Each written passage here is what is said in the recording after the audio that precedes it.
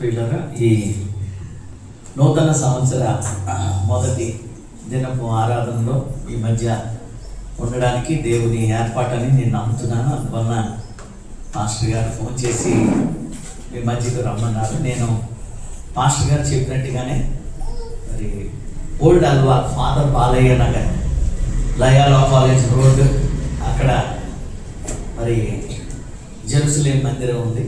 అలాగే open door ministries అనే పరిచర్యలు లాస్ట్ టైం నేను వచ్చినప్పుడు కూడా బైబిల్ ట్రైనింగ్ ఇన్స్టిట్యూట్ గురించి మీకు చెప్పారు. ఉచితంగా విలేజెస్ నుంచి, స్లమ్స్ నుంచి పెద్ద పెద్ద బైబిల్ కాలేజీకి వెళ్ళడానికి అర్హత లేనటువంటి వారి కోసం ఏర్పాటు చేయబడ్డది. ఉచితంగానే మరి షామీర్పేట వెళ్తున్న దారిలో అద్రాసపల్లి అని ఆ యొక్క ప్రాంతంలో ఈ బైబిల్ కాలేజ్ ఎస్టాబ్లిష్ చేయబడ్డది.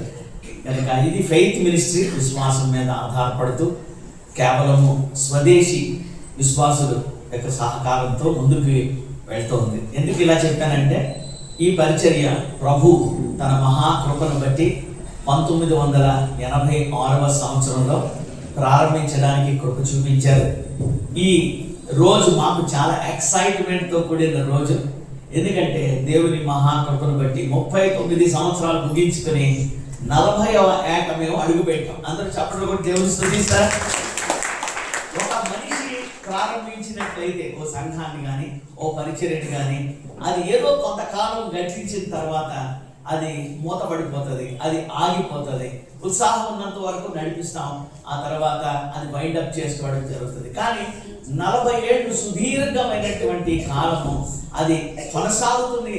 అన్స్టాపబుల్గా, నాన్ స్టాప్గా సాగిపోతూ ఈ 40వ ఏట ప్రవేశించి ముందుకి వెళ్ళడానికి న్యూ జనరేషన్ దేవుడు కొత్త తరాన్ని కూడా లేపి ఎంతో బలంగా వాడుకుంటున్నాడు. మా కొరకు మీరు ప్రార్థన చేయండి. పరిచర్య పేరు ఓపెన్ డోర్ మినిస్ట్రీస్. చాలా మంది ఓపెన్ డోర్ అంటే ఏంటండి అని అడుగుతారు.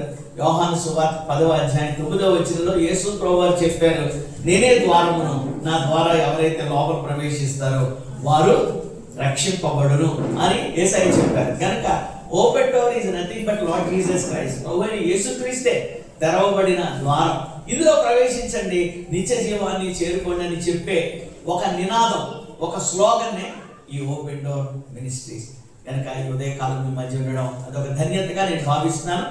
మరి అద్భుతంగా చక్కగా క్వైర్ వారు కూడా పాట పాడారు. I really enjoyed their singing.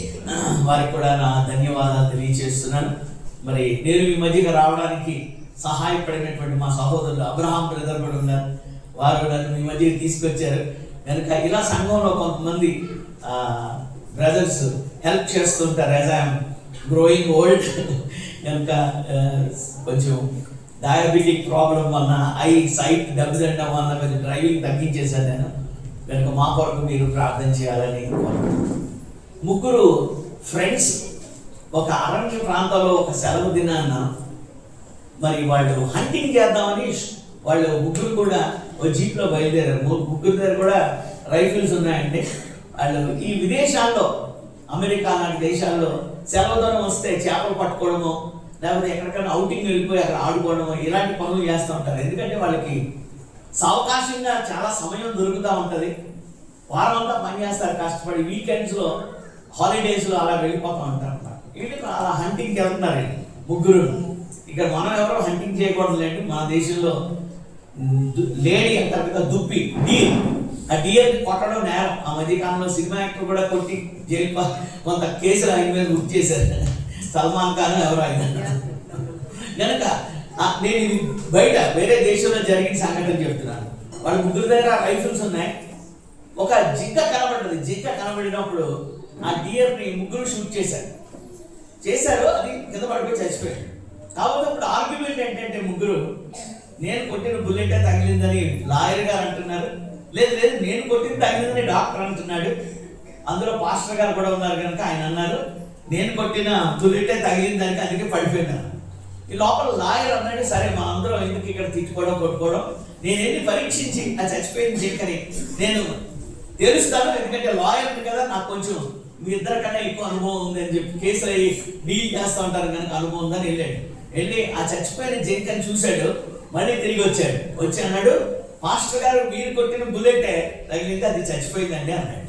అంటే లాయర్ అన్నాడు, ఎలా చెప్పగలను అలా మాస్టర్ గారు కొట్టింది అలా అది తగిలింది, అది ఎందుకు చచ్చిపోయిందో నువ్వు అంటావని మరి డాక్టర్ గారు అడుగుతుంటే ఆయన అన్నాడు, లేదంటే బుల్లెట్ ఈ చెవిలో తగిలింది, ఈ చెవిలో చనిపోయింది అన్నాడు. ప్రతి ఆదివారం అదే కదా జరిగేది అన్నాడట. అర్థమైందండి, బుల్లెట్ ఈ చెవిలో తగిలి ఈ చెవిలో చనిపోయిందండి. అందువల్ల పాస్టర్ గారు కొట్టారన్నాడు ఆయన. కనుక పాస్టర్ మేము చెప్తామంటాము, కానీ సభ్యులు ఈ చెవితో విని ఈ చెవితో వదిలేస్తూ ఉంటారేమో. మళ్ళీ ఇంకో కొత్త సంవత్సరం, మళ్ళీ ఇంకో కొత్త సంవత్సరం, మళ్ళీ ఇంకో కొత్త మెసేజ్ వింటూ ఉంటాం. మనుషులు మాత్రం అలాగే మనం ఉంటాం. కానీ దేవుని బిడ్డలారా, దేవుని వాక్యం మనల్ని అలా ఉండమని హెచ్చరించడం లేదు, అలా ఉండమని దేవుని వాక్యం మన దగ్గర నుండి ఆశించడం లేదు. కానీ మనం దినదినము నూతన పరచబడుతూ ఉండాలని, మనం దినదినము ఎదుగుతూ ఉండాలని, మనం దినదినము దేవునిలో ఫలిస్తూ ఉండాలని, ప్రోగ్రెస్ అనేటటువంటిది మన యొక్క లైఫ్లో, క్రిస్టియన్ లైఫ్లో ఉండాలి అని ఓ చిన్న బిడ్డ ఒక తల్లి గర్భంలో పుట్టి ఎలా పెరుగుతూ ఉంటాడో అలా దేవుని కుటుంబంలో కూడా మనం పుట్టి విశ్వాసమై దేవునిలో ఎదగాలని, ఫలించాలని, ఆయన కొరకు గొప్ప కార్యాలు చేయాలని ప్రభు ఆశపడుతూ ఉంటున్నాడు. అందుకోసమే మనం ఈ వాక్య భాగం చదివాం. చూడండి ఒకసారి మీరు యెహోషువ గ్రంథంలో ఇందాక మనం చదివినటువంటి మాట, యెహోషువ గ్రంథంలో మనం ఒక మాట చదివాం 3వ అధ్యాయంలో నుండి. అమ్మ వద్దమ్మా అంత వద్దు, కానీ 5వ వచనం చదివి చాలు.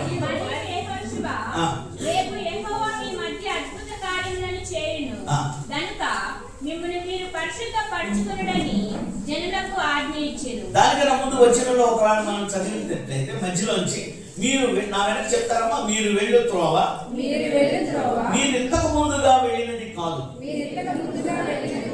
మీరు దానిని గుర్తుపట్టవలెను.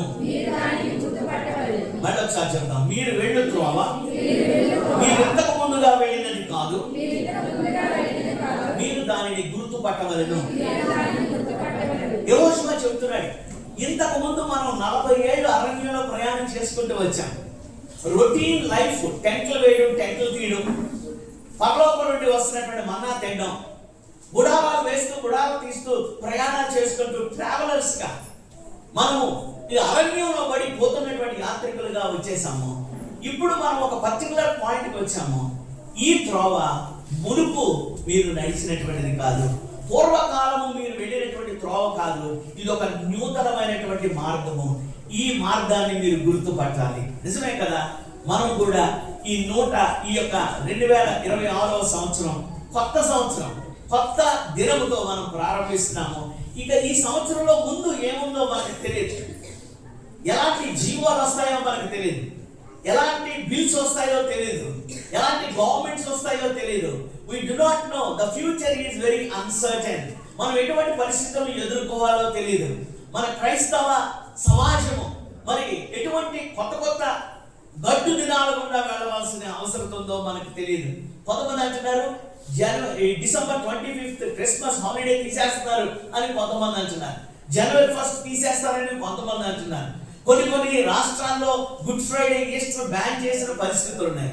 కొన్ని దేశాల్లో క్రిస్మస్ బ్యాన్ చేసినటువంటి మరి దేశాలు కూడా మరి ఉన్నాయని మనము వింటున్నాం న్యూస్ లో. We are walking all these years ఒక కంఫర్టబుల్ జోన్ లో మనం వెళ్ళాము. దేవుడు ఎంతవరకు మనకు తోడైంటి నడిపించాడు. ఇక ముందు వెళ్ళేటటువంటి సమయాలు, ముందు కాలము మనకు తెలియదు. ఇట్స్ ఎ న్యూ వే, ఇది ఒక కొత్త మార్గము. మీరు భయభక్తులు కలిగి దానిని జాగ్రత్తగా గుర్తుపట్టవలను అని చెప్తూ అన్నాడు. దేవుని ఆశ్చర్య కార్యాలు మీ జీవితంలో చూడాలి, దేవుని అద్భుత కార్యాలు మీ సంఘములో మీరు చూడాలి, దేవుని యొక్క ప్రభావము, మహిమ మీ కుటుంబంలో మీరు చూడాలి అంటే ఒక కండిషన్ పెట్టాడండి, మిమ్మల్ని మీరు పరిశుద్ధపరచుకోవాలి. రేపు యెహోవా మీ మధ్య అద్భుత కార్యములు చేయను గనుక మిమ్మల్ని మీరు పరిశుద్ధపరచుకోవాలి. నిజానికి మనల్ని మనం పవిత్రపరచుకోలేము, మనల్ని మనం పరిశుద్ధపరచుకోలేము, మనల్ని మనం నీతిమంతులుగా తీర్చిదిద్దలేము, మనల్ని మనం నీతిమంతులుగా తీర్చిదిద్దుకోలేము.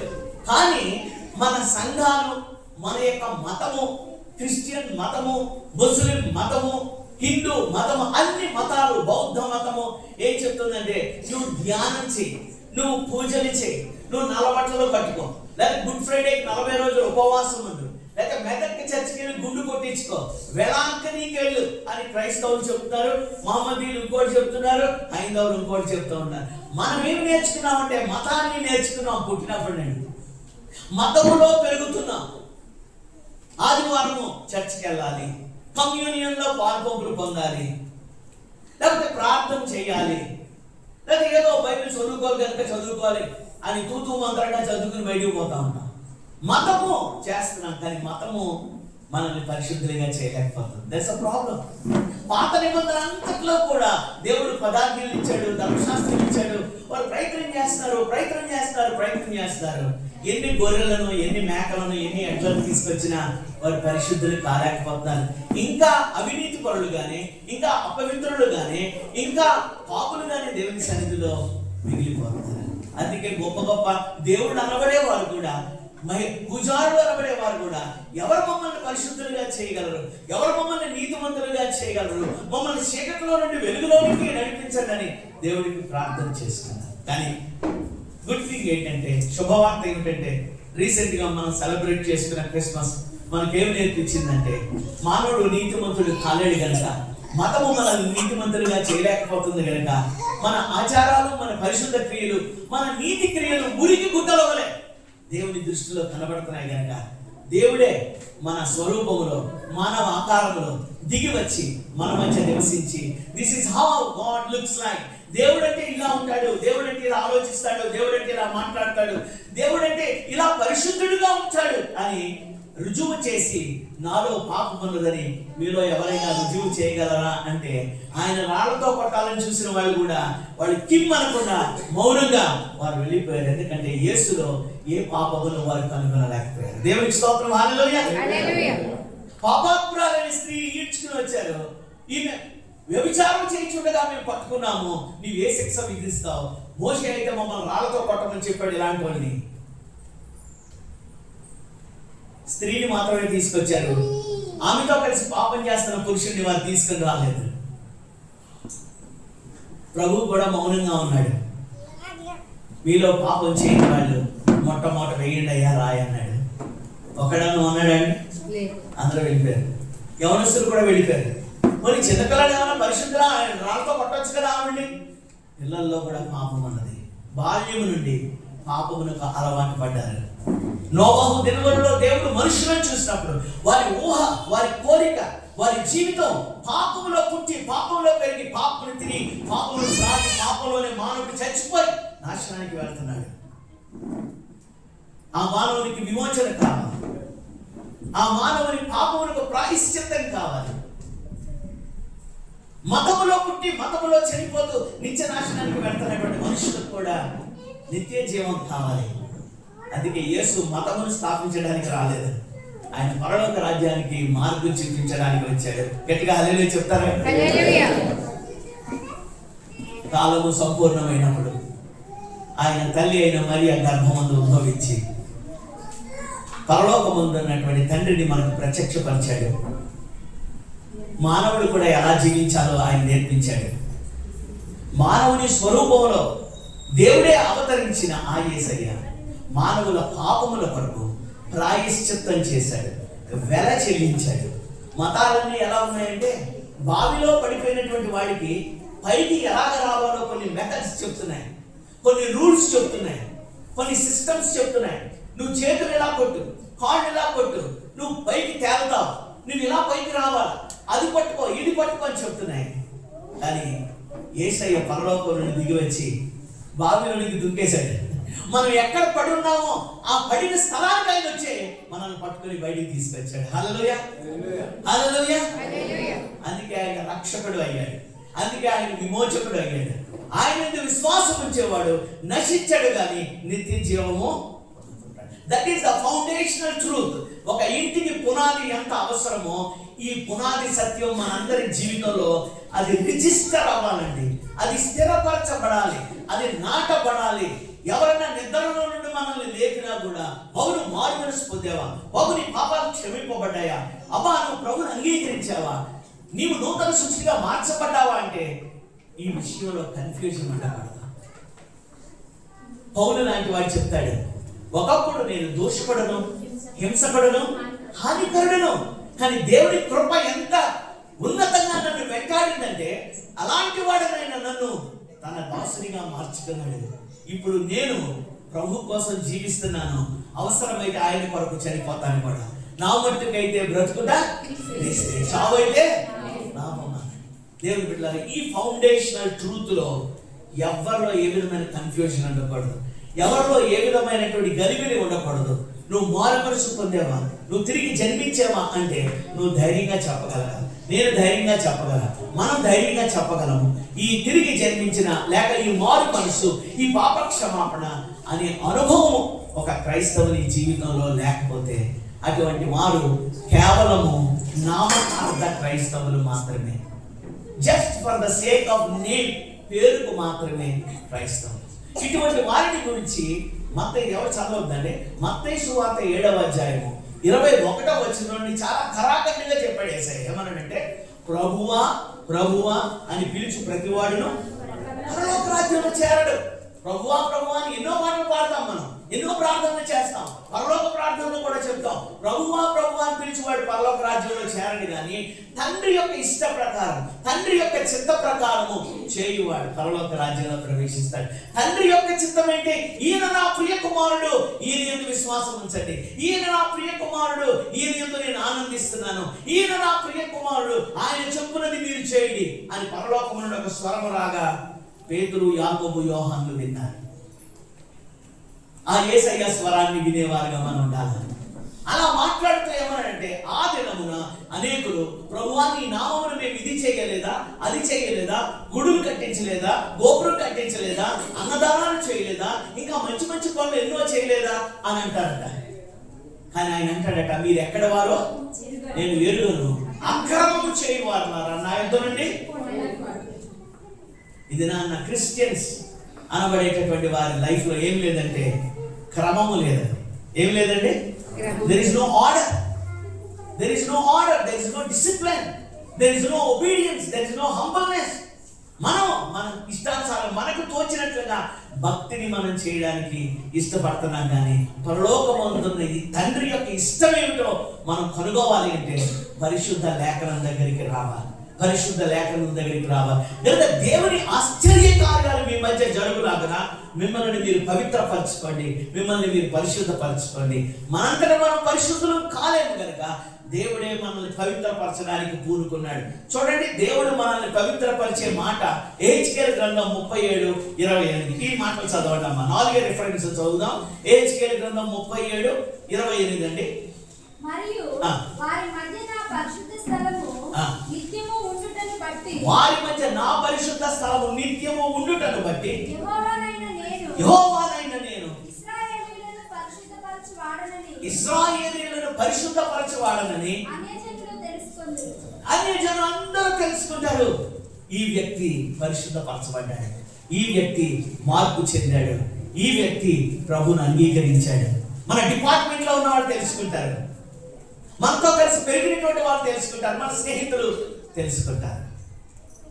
దేవుని బిడ్డలారా, నా జీవితంలో కూడా అదే జరిగింది. ప్రభువు నన్ను నూతన సృష్టిగా మార్చినప్పుడు నా స్నేహితులు గ్రహించగలిగారు, you are no more old Samraj, something happen to you. నీలో ఏదో జరిగింది. నువ్వు మాతో సినిమాలకు వస్తలేవు, మాతో షికారులకు వస్తలేవు, మాతో బూతు మాట్లాడడం లేదు, మాతో నీవు అటు తిరిగి ఇటు తిరిగి నువ్వు టైం వేస్ట్ చేసుకోవడం లేదు. నువ్వు బైబిల్ చదువుతున్నావు, దేవుడి మందిరానికి వెళ్తున్నావు, దేవుడి వాక్యాన్ని ధ్యానిస్తున్నావు. Something happen to you. ఏదో నీ జీవితంలో మార్పు జరిగిందని మేము గ్రహిస్తున్నాం. అన్యజనులు అందరూ తెలుసుకుంటారు పరిశుద్ధ దేవుడు మీలో ఉన్నాడని, మీ మధ్య ఉన్నాడని. దేవుడే మనల్ని పవిత్రపరుస్తున్నాడు. రెండవ చూడండి, యేసుక్రీస్తు వారు కూడా మనల్ని పరిశుద్ధపరచడానికి పూనుకున్నాడట. హెబ్రీయులకు రాసిన పత్రిక 13వ అధ్యాయము 12వ వచనం నుండి 2 మాటలు చదువుతారమ్మా. హీబ్రూస్ 13:12. కావున యేసు కూడా తన స్వరక్తము చేత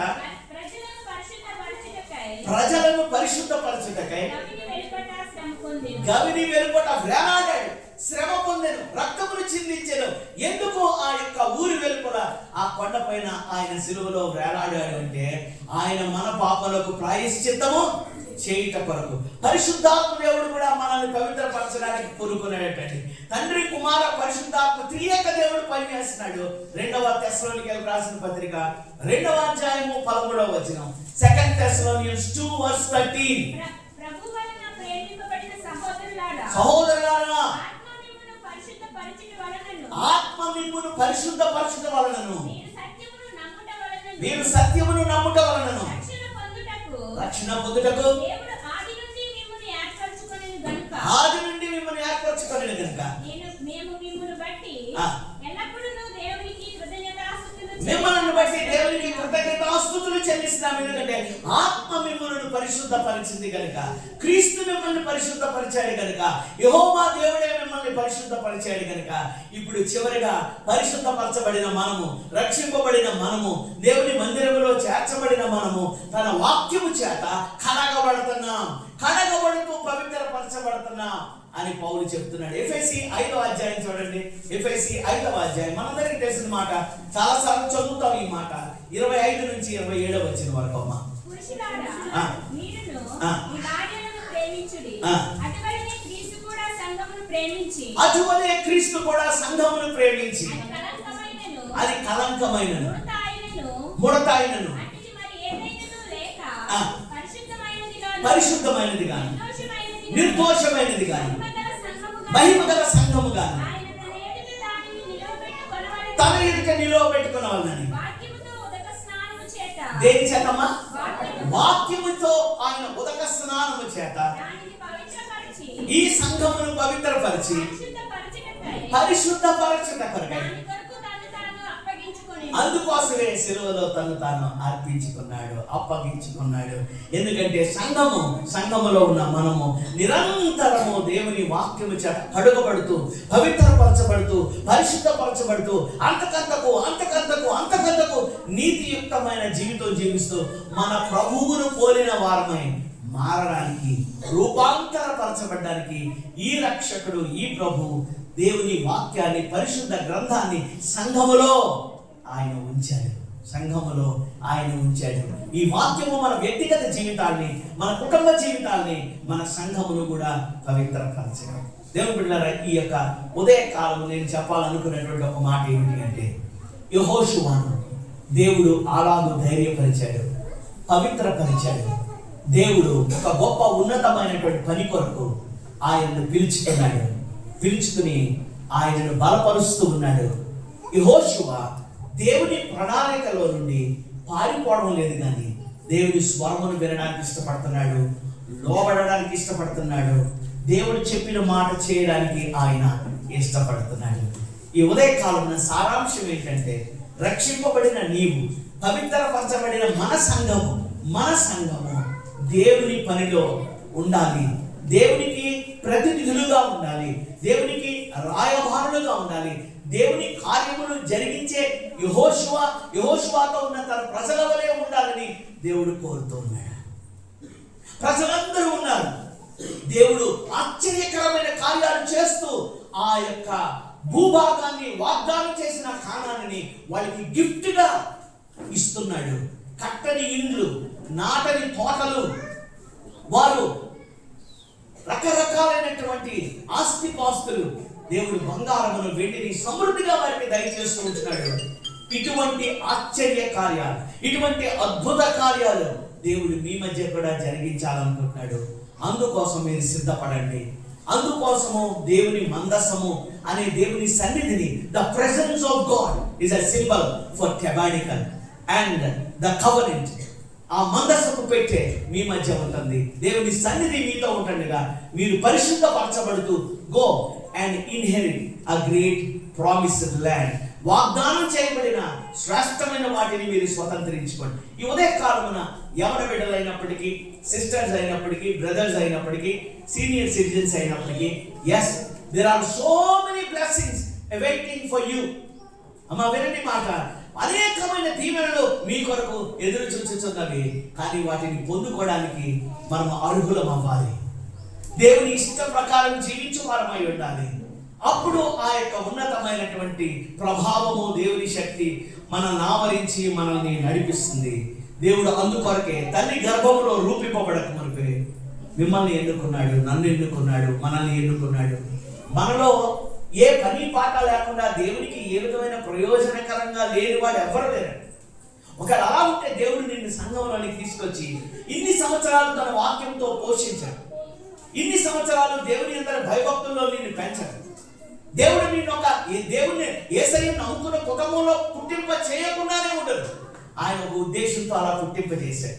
ఒక ఉద్దేశంతో నిన్ను ఇక్కడికి ఆకర్షించాడు. ఒక ఉద్దేశంతో మనలో కొంతమంది బాప్తిసం తీసుకున్నాం. ఆ ఉద్దేశంతో కొంతమంది ప్రార్థన చేస్తున్నాం. ఆ ఉద్దేశంతో కొంతమంది దేవుని వాక్యాన్ని ప్రకటిస్తున్నాం. ఆ ఉద్దేశంతో దేవుని వాక్యాన్ని మనం కలిగి ఉన్నాం. With a purpose, with a purpose. He called you, he anointed you. ఆయన నిన్ను ప్రతిష్ఠించుకొని తన సంఘంలో ఉంచాడు. పని పాట లేకుండా ఊరు మీద తిరగడానికి కాదు. We should not think in that way. ఆ రీతిగా మనలో ఎవరు అనుకోవడానికి వీల్లేదు. బయట అన్యజనులు there is no purpose for their life. వారి జీవితంలో అర్థం లేకుండా తింటున్నారు, తాగుతున్నారు, వీధుల్లో వెళ్తున్నారు, ఆటలు ఆడుతున్నారు, పాటలు పాడుతుంటున్నారు. నీవు వారి వలె ఉండడానికి వీల్లేదు. ఇశ్రాయేలీయులారా, మీరు ప్రత్యేకింపబడిన వారు, ప్రతిష్ఠింపబడిన వారు, మీరు నా సొత్తు, నా ప్రజలు, నేను మిమ్మల్ని ఎన్నుకున్నాను, నేను మిమ్మల్ని కోరుకున్నాను. ఇశ్రాయేలీయులతో చెప్పాడు, ఈ రోజు మనతో చెప్తున్నాడు. తెలంగాణ రాష్ట్రంలో క్రైస్తవ సంఘాలు హ్యాండ్ పిక్డ్ ఉన్నాయి, వేళ మీద లెక్క పెట్టవచ్చు. అందులో విశ్వాసులు, క్రైస్తవులు కొద్దిమంది మాత్రమే ఉన్నారు. We are minority. The majority of the people are outside. నిత్య నాశనానికి, నిత్య నరకాగ్నిలోనికి వారు వెళ్తున్నారు. నీకో బాధ్యత ఉంది, నాకో బాధ్యత ఉంది. యెహోషువ కూడా ఒక బాధ్యత ఉంది. యెహోషువ కూడా ఇష్టానుసారంగా ప్రవర్తించడానికి వీల్లేదు. అందుకే దేవుడు చెప్తున్నాడు, స్టార్టింగ్ యెహోషువ మాట్లాడలేదు, దేవుడు మాట్లాడాడు. అన్నాడు, భయపడద్దు, ధైర్యంగా ఉండు, పిరికివాడిగా ఉండొద్దు, ధైర్యంగా ఉండు. నేను నీతో కూడా వస్తాను, నేను నీతో ఉండి అద్భుతాలు చేస్తాను, నీతో కూడా ఉండి నీ యుద్ధాలన్నీ నేను చేస్తాను, నువ్వు ఊరక నిలిచుండి చూడు. యెహోషువకు తోడైన దేవుడు ఈ ఉదయకాలం నీకు, నాకు, మనందరికీ తోడై ఉన్నాడు. 110 సంవత్సరాల వయసు, సుమారు 40 సంవత్సరాలు అరణ్య ప్రయాణం చేశాక యెహోషువ బాండేజ్ లో పుట్టాడు, స్లావరీలో పుట్టాడు, ఐగుప్తు బానిసత్వంలో పుట్టాడు. మోషేతో 40 ఏళ్ళు నడిచాడు. ఆ తర్వాత దేవుడు అతన్ని అభిషేకించాడు. మోషే తర్వాత నాయకుడిగా తన ప్రజలను నడిపించాడు. 110 సంవత్సరాల వయసులో, నిండు వృద్ధాప్యంలో, తన మరణానికి ముందు ప్రజలందరినీ పిలిచాడు ఒక కొండ మీదకి. ఆయన అంటున్నాడు, మీరు ఎవరిని సేవిస్తారో నాకు తెలియదు, కానీ నేనును నా ఇంటి వారును. అంటే అంతము మట్టుకు నమ్మకంగా ఉన్నాడు, చివరి వరకు దేవుని బిడ్డగా ఉన్నాడు, అంతము మట్టుకు దేవుని కొరకు జీవిస్తున్నాడు. దేవుని బిడ్డలారా, మీరు, నేను కూడా మన జీవిత కాలంలో చివరి దినం వరకు కూడా యేసయ్య కొరకు మనం పరిశుద్ధపరచబడిన జనముగా, ప్రతిష్ఠింపబడిన వారముగా, ఆయన సొత్తుగా మనము జీవించవలసినటువంటి వారమైంటున్నాం. నేను అన్నాను కదా, దేవుడు మిమ్మల్ని, నన్ను ఓ ప్రత్యేకమైన ఉద్దేశంలో, ఒక క్రైస్తవ ఇంటిలో, ఒక పరిస్థితిలో, మనల్ని ఒక కాలనీలో, ఈ లోకంలో, ఈ సంఘంలో ఉంచాడు. చూడండి, ఎస్తేరు గ్రంథం ఒక మాట చూడండి, 4వ అధ్యాయం. ఎస్తేరు గ్రంథం 4వ అధ్యాయం 12వ వచనం నుండి 2 మాటలు చదువుతారమ్మా. ఎస్తేరు గ్రంథం అండి. వారు ఎస్తేరు యొక్క మాటలు మొర్దెకైకి తెలుపగా, మొర్దెకై ఎస్తేరుతో ఇట్లు ప్రత్యుత్తరమిచ్చి, రాజనగరిలో ఉన్నంత మాత్రము చేత, జాగ్రత్తగా వినండి, రాజనగరిలో ఉన్నంత మాత్రము చేత యూదులందరికంటే నీవు తప్పించుకొందువని, యూదులందరికంటే నువ్వు తప్పించుకొందువని నీ మనసులో తలంచుకొనవద్దు, నీ మనసులో తలంచుకోవద్దు. నీవు ఈ సమయమందు ఏమీ మాట్లాడక, ఈ సమయమందు నీవు ఏమీ మాట్లాడక మౌనముగా ఉన్న ఎడల యూదులకు సహాయము విడుదలయు మరి ఒక దిక్కు నుండి వచ్చును. కానీ నీవును నీ తండ్రి ఇంటి వారును నశించుదురు. చాలండి, ఇక్కడ కాంటెక్స్ట్ మీకు అర్థమవుతుందా? సామాన్యమైనటువంటి యూదురాలు ఎస్తేరు అనేటటువంటి ఈమె రాణి అయిపోయింది. సడన్ గా దేవుడే చేశాడు. మనలో కొంతమంది మనం రాజులయ్యాం, మనం యాజకులమయ్యాం, ఉన్నత ఉద్యోగుల స్థితిలో ఉన్నాము, ఉన్నత పొజిషన్లో మనం ఉన్నాము. అలాగే ఈ యొక్క రాణి అయిన ఎస్తేరు సామాన్యమైన యూదురాలు. ఆమె ఎంతో డౌన్ లోవర్ మిడిల్ క్లాస్ గా బతుకుతుంది. కానీ దేవుని కృప ఆమెను తన పిత తండ్రి అయిన మొర్దెకై ద్వారా రాజనగరంలోనికి వెళ్ళినప్పుడు రాజుతో ఆమెను పెళ్లి చేసుకోవాలని దేవుడే ఇష్టం పుట్టించాడు. ఆమెను పెళ్లి చేసుకున్నాడు. రాణి అయిపోయింది. మహా అంతస్తులు అంతఃపురంలో ఉంది. ఇప్పుడు మొర్దెకై, భక్తుడైన మొర్దెకై, పిత తండ్రి అయిన మొర్దెకై వార్నింగ్ ఇస్తాడు యవనస్తురాలికి. ఓ యవనస్తురాలా, ఓ ఎస్తేరు, ఓ అమ్మా, నువ్వు చాలా సుఖభోగాలతో ప్యాలెస్ లో ఉన్నానని అనుకుంటున్నావా? నువ్వు దేవుని ప్రజల కొరకు పని చేయకుండా నీ భోగాలు, నీ సుఖాలు ఏవో చూసుకుంటూ ఉండిపోదాం అనుకుంటున్నావా? దేవుడు నిన్ను ఎందుకు పెట్టాడంటే ఇగో ఈ పని కొరకే పెట్టాడు నిన్ను అక్కడ. దేవుడు నిన్ను ఈ సమయాన్న అక్కడ ఉంచాడు. ఎందుకంటే దేవుని కొరకు నువ్వు మాట్లాడాలి, దేవుని కొరకు పని చేయాలి, అందుకే పెట్టాడు ఆయన. నీవు అలాగూ పని చేయకపోతే, నువ్వు మౌనంగా ఉంటే, నువ్వు చేతులు కాళ్ళు కదపకుండా ఉంటే, దేవుని రాజ్యముల గురించిన ఆలోచన కానీ, చింత కానీ, ఏ విధమైన ఆశ కానీ, కోరిక కానీ లేకుండా నీవు నీ ఇష్టానుసారమైనటువంటి బ్రతుకును, దేవుడు నీకు ఇచ్చిన యవనం, దేవుడు నీకు ఇచ్చిన మధ్య వయస్సు, దేవుడు నీకు ఇచ్చిన వాహనాలు, దేవుడు నీకు ఇచ్చిన ప్రాపర్టీస్, దేవుడు నీకు ఇచ్చిన బిల్డింగ్ ని ఏ మాత్రము దేవుని కొరకు వాడకుండా స్వార్థపరుడుగా బ్రతికితే, అమ్మా నువ్వు స్వార్థపరురాలుగా బ్రతికితే ఆ ప్యాలెస్ లో దేవుడు నిన్ను అక్కడి నుంచి కిందకి ఈడ్చేయగలడు. నువ్వు యూదురాలని తెలిసినప్పుడు నీ జనులందరూ సస్తారు, నువ్వు కూడా సస్తావు. You speak up, you talk on behalf of your people. అందుకే దేవుడు నిన్ను అక్కడ ఉంచాడు. ఈరోజు ప్రశ్న ఏమిటంటే, దేవుడు నిన్ను ఎందుకు ఎక్కడ ఉంచాడో గ్రహించు ప్రియ సహోదరి సహోదరుడా. నేను గ్రహించుకోవాలా, మీరు గ్రహించుకోవాలా? మీరు నేను ఇగ్నోరెంట్ గా ఉండడానికి వీల్లేదు, కేర్లెస్ గా ఉండడానికి వీల్లేదు. We have a responsibility. మన మీద దేవుని రాజ్యము అనే ఒక భారం ఉన్నది. ప్రతి ఒక్క దేవుని బిడ్డ ఈ రాజ్యమును కట్టేవాడిగా ఉండాలి. చిన్న పను, పెద్ద పను, అందరికి కనబడే పను, ఎవరికి కనబడిన పను, ఏదో రీతిగా directly or indirectly you must be a part of building the Kingdom of God. దేవుని రాజ్యమును కట్టే పనిలో నీవు నేను మనందరం ఉండాలని దేవుడు కోరుతూ ఉంటున్నాడు. దేవుని బిడ్డలారా, దేవుడు నిన్ను నన్ను ఎందుకొరకు ఎక్కడ ఉంచాడో కొన్ని మాటలు జ్ఞాపకం చేసి ముగించేస్తాను నేను. దయచేసి చూడండి, ఫిలిప్పీయులకు రాసిన పత్రిక 2వ అధ్యాయము 14-15 వచనాలు. 14-15 వచనాలు. అమ్మా వినండి జాగ్రత్త. మీరు మూర్ఖులైనటువంటి వక్ర జనము మధ్య నిరపరాధులను, నిష్కళంకులను, అనిత్యులనైన దేవుని కుమారులన్నట్లు ఆ సడుగులు సంశయములు మానేయండి, దేవుని కార్యములను చేయండి. మీరు మూర్ఖులైన వక్ర జనము మధ్య ఉన్నారు. మీరు అటువంటి ప్రజల మధ్య దేవుని యొక్క జీవవాక్యమును పట్టుకొని లోకమందు ఎలా కనబడుతున్నారండి? అందరూ చెప్తారా ఒకసారి, లోకమందు ఎలా కనబడుతున్నామట? మనందరం కూడా జ్యోతుల వలె కనబడుతున్నాం. We are like shining lights. Candle light service ఒకటి చేస్తే సరిపోదు. కొవ్వొత్తి వెలిగించేసి మళ్ళీ ఆపేయడం కాదు. Of course I am not against for that. దానికి నేనేం వ్యతిరేకం కాదు. కానీ ఎప్పుడూ వెలుగుతుండే జ్యోతిగా నీవు ఉండాలి. కాలేజీలో ఉన్నా, మార్కెట్ ప్లేస్ లో ఉన్నా, కాలనీలో ఉన్నా, నీవు ఆఫీసులో ఉన్నా, ఎక్కడున్నా కూడా మూర్ఖులైనటువంటి వక్ర జనము మధ్య, అన్య జనముల మధ్య నీవు ఒక జ్యోతిగా, ఒక మాదిరికరమైన యోసేపుగా, ఒక మాదిరికరమైన ఎస్తేరుగా, ఓ మాదిరికరమైన దానియేలుగా నీవు నేను కూడా ఉండాలి. కనుక live Holi in this wicked world. Number 1, live Holi in this wicked world. పాప భూయిష్టమైన ఈ లోకంలో దేవుని బిడ్డగా నువ్వు పరిశుద్ధంగా జీవించు. మూర్ఖులైన వక్ర జనము మధ్య ఆడితో కలిసిపోయి తైతక్కలాడమంటున్నాడా? నువ్వు ప్రత్యేకంగా ఉండాలి, నువ్వు పరిశుద్ధంగా ఉండాలి. అది నీ రెస్పాన్సిబిలిటీ. అది క్రైస్తవ యవన బిడ్డలకు ఉన్న రెస్పాన్సిబిలిటీ. అది క్రైస్తవ బ్రదర్స్ అండ్ సిస్టర్స్ ఉన్నటువంటి responsibility. That is why he called you into this church. ఈ సంఘములోనికి దేవుడు నిన్ను పిలిచాడు. రెండవది చూడండి అమ్మా, 1 తిమోతికి రాసిన మొదటి పత్రిక 6వ వచనం నుండి 2 మాటలు చదువుదాం. సంతుష్టి సహితమైన దైవభక్తి గొప్ప లాభసాధనమై ఉన్నది. మనము ఈ లోకములోనికి ఏమీ తేలేదు, దీనిలో నుండి ఏది తీసుకొని పోలేము.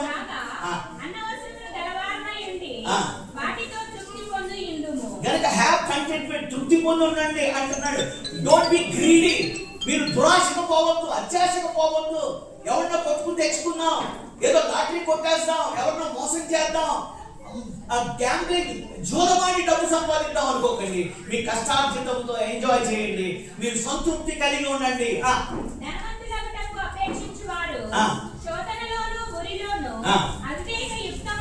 అవివేక యుక్తములను అనేక దురాశలలోనూ పడుదురు. మనుషులకు నష్టములో నాశనములో ముంచివేయును. ఎందుకనగా ధనాపేక్ష సమస్తమైన కీడులకు మూలము. కొందరు దానిని ఆశించి విశ్వాసము నుండి తొలగిపోయి నానా బాధలతో తమను తామే పొడుచుకునేది. నానా బాధలతో వ్యర్థమైన వాటిని అనుసరించి, దురాశలను అనుసరించి తమను తామే పొడుచుకొని చనిపోయారు. కానీ దేవుని బిడ్డ నీవైతే బి ఆనెస్ట్. నీతిని భక్తిని విశ్వాసమును ప్రేమను ఓర్పును. నీతిని భక్తిని విశ్వాసమును ప్రేమను ఓర్పును సాత్వికమును చాలా చాలా మజా. ఇవన్నీ కూడా ఈ గుణ లక్షణములు, ఈ యొక్క అట్రిబ్యూట్స్ అన్ని కూడా నీవు యథార్థమైన ప్రవర్తన కలిగి ఉండమని నేర్పిస్తున్నాయి. నువ్వు ఆఫీస్లో ఉన్నా, కాలేజీలో ఉన్నా, ఇంట్లో ఉన్నా, be honest in this corrupt world. ఈ లోకం ఎలా ఉందంటే కరప్షన్ తో నిండిపోయినది. ఎలక్ట్రిసిటీ ఆఫీస్కి వెళ్తే లంచము, మున్సిపల్ ఆఫీస్కి వెళ్తే లంచము, ఎక్కడికి వెళ్ళినా పోలీస్ డిపార్ట్మెంట్కి వెళ్ళినా లంచమే. లంచం లేకుండా ఎక్కడైనా ఏదైనా ఉందా? భారతదేశంలో, ప్రపంచ దేశాల్లో ఉన్న మనుషులు అంటున్నారు భారతదేశంలో పైసలు ఇచ్చి ఏ పనన్నా చేయించుకోవచ్చు. మొన్న మధ్య న్యూస్ లో నేను చూశాను, ఈ మల్లన్న అని ఎవరో ఉన్నారు కదండి, ఒక ఆయన, ఏం మల్లన్న అండి ఆయన అంటున్నాడు, ఎవరికో ఫోన్ చేసి ఎంఆర్ఓ ఆఫీస్ కి, సార్ ఇక్కడ ఒక ఆవిడ ఉంది, నా ఎదురుగా ఉంది, కానీ ఆవిడ చచ్చిపోయిందని డెత్ సర్టిఫికెట్ మీరు ఇచ్చారంటాడు. ఏమంటే ఆఫీస్ వాళ్ళు ఏం చేశారట, ఆవిడ చచ్చిపోయిందని సర్టిఫికెట్ ఇచ్చేసారట, ఆమె స్టూడియోలో ఉంది. అంటే బతుకున్న వాళ్ళు కూడా డెత్ సర్టిఫికెట్ సంపాదించవచ్చు అనమాట. We are living in a corrupt world. Let us live in honest way. యథార్థమైన ప్రవర్తన కలిగిన వారంగా ఉందాం. మూడవది చూడండి, మత్తయి సువార్త 25వ అధ్యాయము. ముగించేస్తాను నేను, ఈ మాటలు చదవండమ్మా. 25వ అధ్యాయము తర్వాత మీరు చదువుకోండి. ఇక్కడ 2 మాటలే చదవండమ్మా. 25:14 నుంచి అండి. ఒక మనుషుడు దేశాంతరమునకు ప్రయాణమై తన దాసులను పిలిచి తన ఆస్తిని వారికి అప్పగించినట్లు అతడు ఒకనికి 5 తలాంతులను. చాలండి, ఈ స్టోరీ అంతా మీకు తెలుసు. ఒకరికి 5 తలాంతులు, ఒకరికి 2 తలాంతులు, ఒకరికి 1 తలాంతు ఇచ్చాడు. యజమానుడు వెళ్తున్నాడు, దూరదేశం వెళ్ళిపోతున్నాడు. నేను మరలా వచ్చే వరకు మీరు వీటిని బిజినెస్ లో ఉపయోగించి ఇన్వెస్ట్మెంట్ చేసి నాకు రావాల్సిన భాగం నాకు ఇవ్వండి, మీరు రావాల్సిన భాగం మీరు తీసుకోండి అని చెప్పాడు. వెళ్ళిపోయాడు. మళ్ళీ తిరిగి వచ్చాడు, అడుగుతున్నాడు, బాబు ఏం చేశారు మీరు? మొదట ఆయన అన్నాడు, అయ్యా నువ్వు 5 ఇచ్చావు, వ్యాపారం చేశాను, 5 సంపాదించాను. 2 ఇచ్చావు, 2తో వ్యాపారం చేశాను, కష్టపడ్డాను, ఇదిగో 2 సంపాదించాను అని చెప్తుంటే 1 తీసుకున్నాడు అన్నాడు. ఏమన్నాడండి?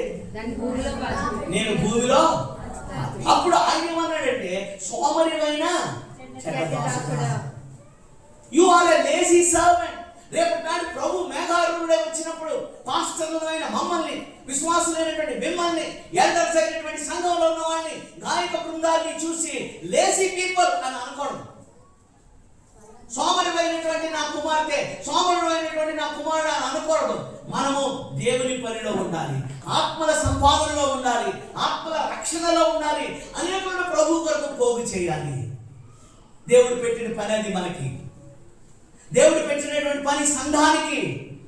సంఘము కన్నీటితో ప్రార్థన చేయాలి, సంఘము సువార్తను ప్రకటించాలి, సంఘము అనేకులను దేవుని యొక్క రాజ్యంలోనికి తీసుకొని రావాలి.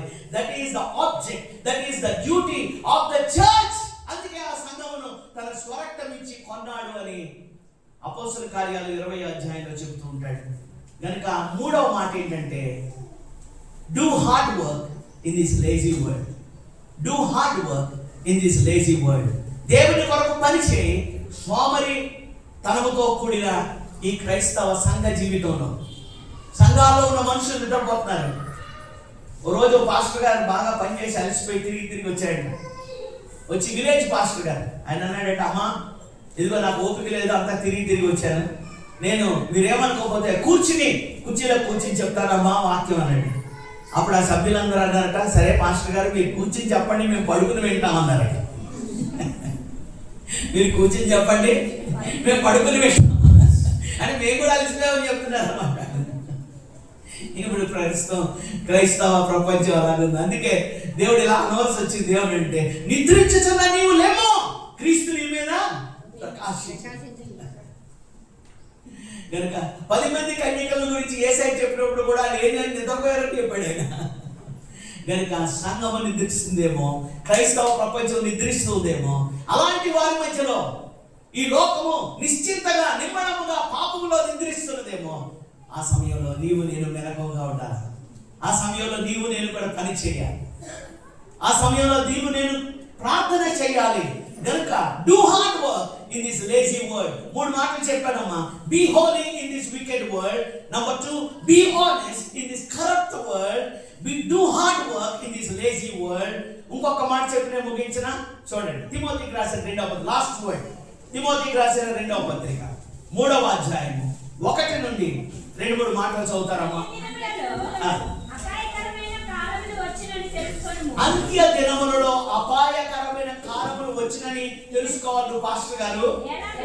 ఎలాగనగా మనుషులు స్వార్థ ప్రియులు, ధనాపేక్షలు, వెంకములాడువారు, అహంకారులు, దూషకులు, తల్లిదండ్రులకు అవిధేయులు, కృతజ్ఞత లేని వారు, అపవిత్రులు, అనురాగరహితులు, అతి ద్వేషులు, అపవాదకులు, అజితేంద్రియులు, క్రూరులు, సజ్జన ద్వేషులు, ద్రోహులు, మూర్ఖులు, గర్వాంధులు, దేవుని కంటే సుఖానుభవం ఎక్కువగా ప్రేమించేవారు. ఆ తర్వాత కింద రాస్తాడు,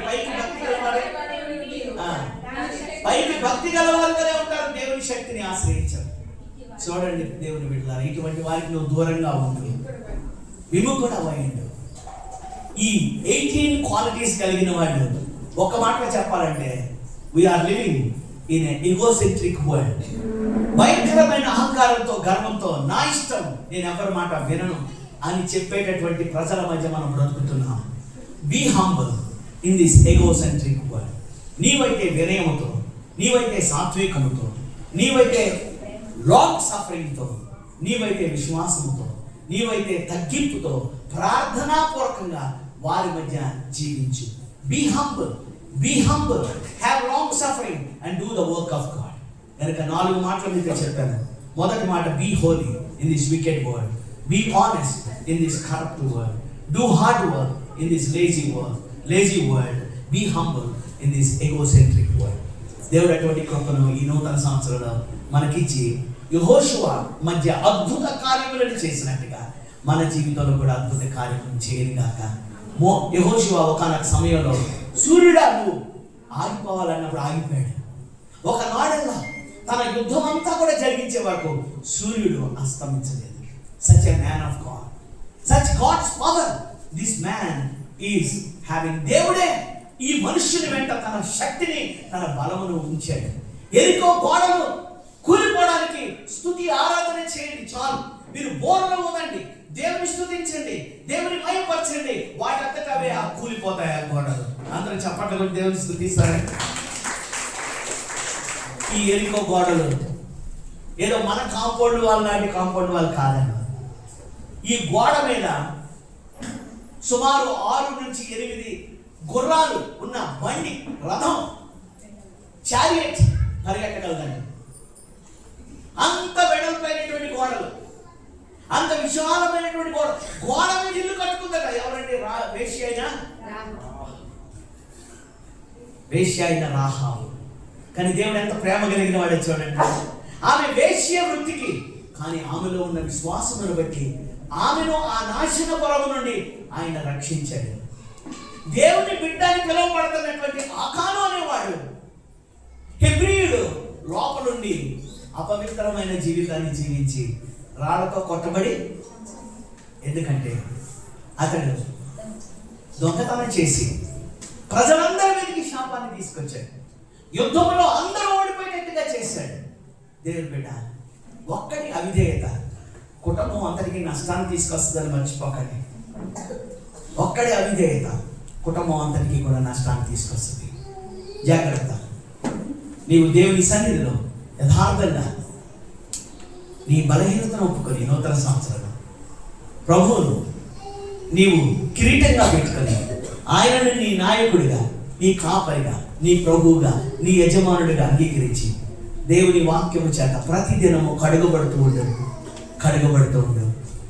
ఒక భక్తుడు అన్నాడు, clean Bible dirty heart, dirty Bible clean heart అన్నాడు.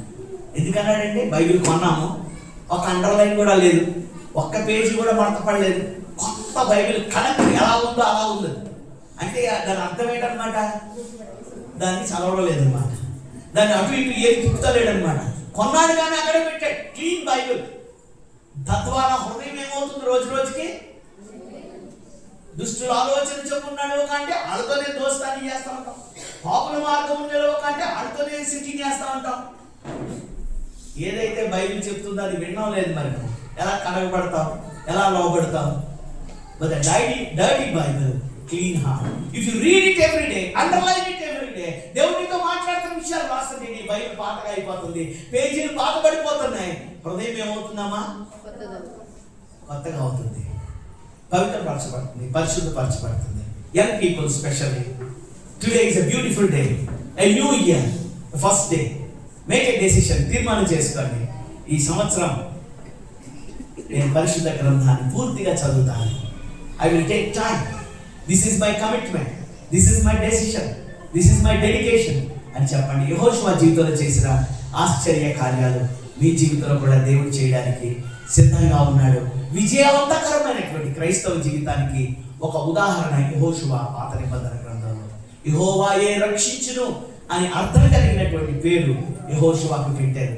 ఆయన దాని ప్రకారమే జీవించాడు. దేవునికి మహిమకరంగా తన యాత్రను ముగించాడు. తలలు వంచండి, ప్రార్థన చేస్తాం. ప్రభువా, ఈ నూతన సంవత్సరంలో, ఈ నూతన నైనా ఆరాధన సమయంలో, మొట్టమొదటి దినం, మొట్టమొదటి గడియల్లో నీ మందిర ఆవరణం